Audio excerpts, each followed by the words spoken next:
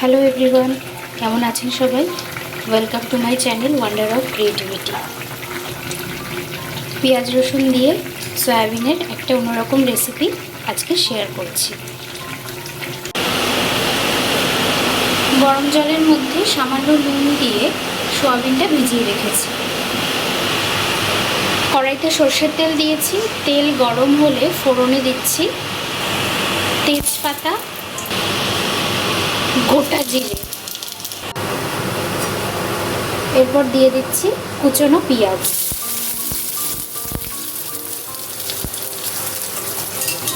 ফোড়নের সাথে পেঁয়াজটা ভেজে নিচ্ছি।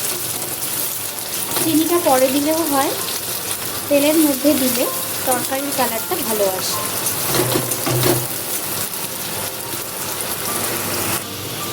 পেঁয়াজ ভাজা হয়ে গেলে এর মধ্যে দিয়ে দিচ্ছি টমেটো পেস্ট।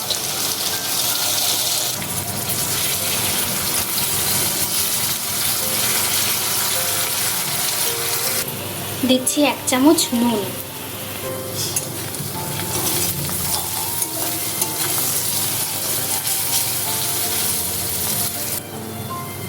দিয়ে দিচ্ছি আদা, রসুন, কাঁচা লঙ্কা একসাথে বাটা। 3-4 কোয়া রসুন, 4টে কাঁচা লঙ্কা আর অল্প আদা একসাথে বেটে রেখেছিলাম। মশলাটা কিছুক্ষণ কষিয়ে এবার গুঁড়ো মশলার একটা পেস্ট দিয়ে দিচ্ছি। গুঁড়ো মশলার মধ্যে নিয়েছি 1 চামচ জিরের গুঁড়ো, 1/2 চামচ হলুদ গুঁড়ো, 1/2 চামচ শুকনো লঙ্কার গুঁড়ো আর সামান্য কাশ্মীরি রেড চিলি পাউডার। এই মশলাটাকে কিছুক্ষণ একসাথে কষিয়ে নেব। মশলা থেকে তেল ছাড়তে শুরু করলে মশলার বাটি ধোয়া জল দিয়ে দিচ্ছি।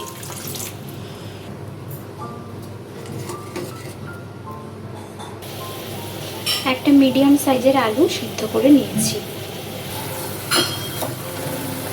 আলুটা হাত দিয়ে ভেঙে মশলার মধ্যে দিয়ে দিচ্ছি।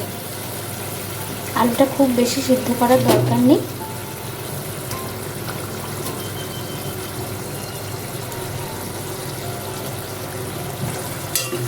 আলুটা এবার মশলার সাথে ভালো করে মিশিয়ে নিচ্ছি।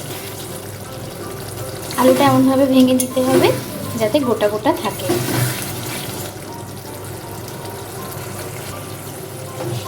সয়াবিনগুলো জল থেকে ভালো করে ছেঁকে নিয়ে দিয়ে দিচ্ছি।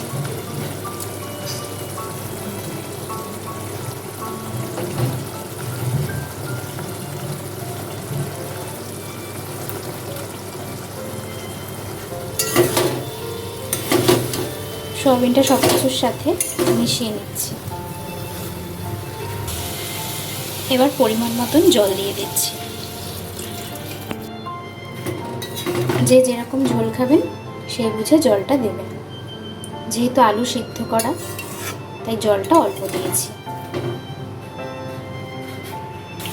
ঝোল ফুটে এলে দিচ্ছি গরম মশলার গুঁড়ো। গরম মশলার গুঁড়ো দিয়ে ঝোলটা আরও কিছুটা টানিয়ে নিলেই রেডি সয়াবিনের এই অসাধারণ স্বাদের রান্না। কেমন লাগলো আজকের রান্নাটা কমেন্টসে জানাবেন। ভালো লাগলে একটা লাইক করে সবার সাথে শেয়ার করে দেবেন আর চ্যানেলটা সাবস্ক্রাইব করে দেবেন। সবাই ভালো থাকবেন, সুস্থ থাকবেন।